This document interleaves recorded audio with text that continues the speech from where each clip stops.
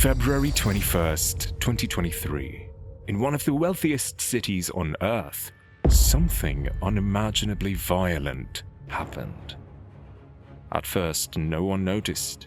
There were no alarms, no screams caught on camera, no emergency calls. Just a person who left and never came back.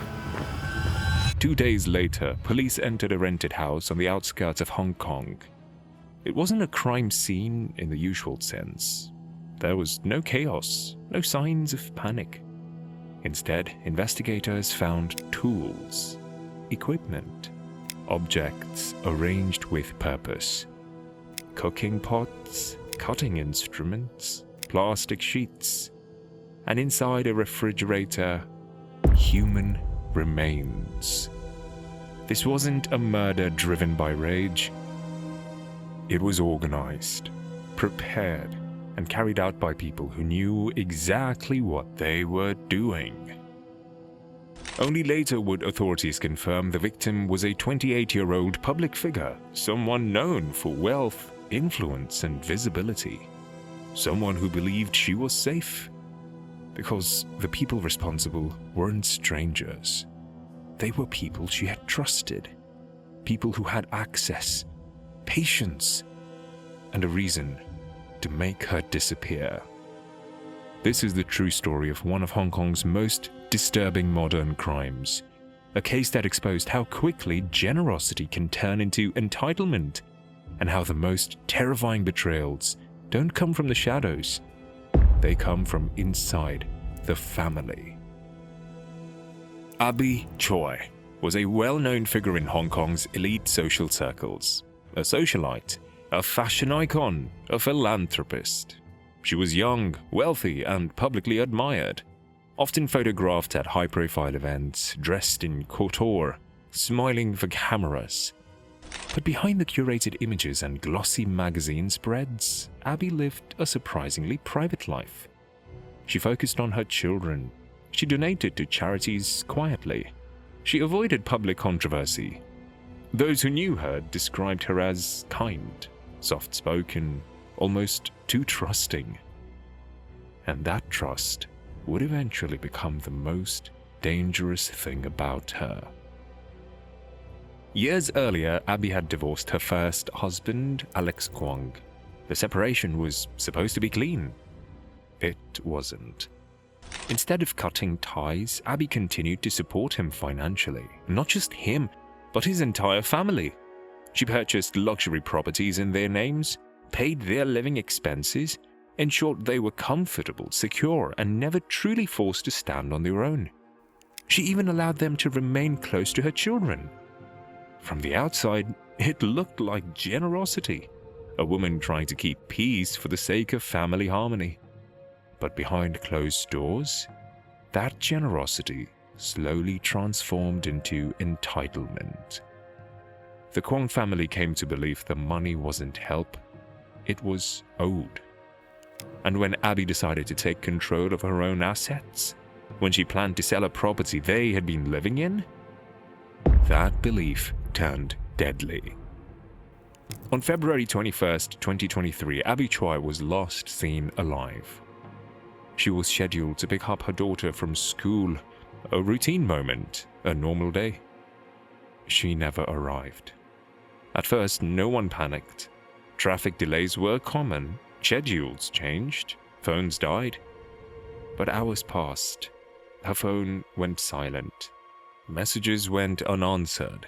There was no movement on her accounts, no signs of activity. That's when concern turned into fear.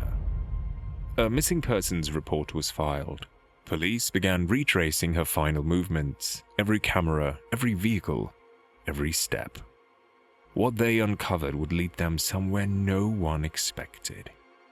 2 days later, investigators arrived at a rented village house in Tai Po, a quiet rural area far removed from the luxury high-rises Abby was used to. The house wasn't linked to her. It was rented under a false name. The moment officers stepped inside, they knew something was wrong. This wasn't a place someone lived. It was a place prepared. Plastic sheets lined parts of the floor. Large cooking pots sat on burners. Some were still warm. An electric saw lay nearby. A meat grinder. Knives cleaned and carefully placed back where they belonged. Inside the refrigerator, officers found human remains. Not hidden, not hastily discarded. Stored. This wasn't a crime scene driven by panic. It was a processing site. The drains were clogged with organic matter, the walls showed signs of splatter, and everything suggested methodical work, not chaos. Whoever did this hadn't rushed. They had planned. As forensic teams worked through the house, the truth emerged piece by piece. Abby Choi had been murdered, then dismembered. Her body had been cut apart, cooked, and partially disposed of. Some remains were missing entirely. Investigators believe Abby was killed shortly after entering the house, likely ambushed by people she trusted enough to follow inside without hesitation. There were no signs of struggle at the entrance, no broken furniture, no forced entry, which means she didn't run, she didn't fight, she didn't scream. She never saw it coming. And then came the betrayal. Police identified the suspects: her ex-husband Alex Kwong, his father, his mother, and his brother. The very family Abby had supported for years. The motive was painfully simple: money. Abby had planned to sell the property where the Kwong family lived. If that happened, their lifestyle would collapse. They would lose their home, their comfort, their dependence. Rather than leave, they chose to kill her. Investigators later revealed the murder wasn't spontaneous. It was discussed days in advance. The house was rented specifically for the crime. The tools were purchased deliberately, the timeline carefully arranged. This wasn't desperation. It was entitlement, turning lethal. Court documents revealed chilling details about the method. Abby was likely attacked from behind. Some reports suggest a heavy object was used. She may have been unconscious, or worse, while the dismemberment began. Her remains were treated like waste, boiled, separated, discarded.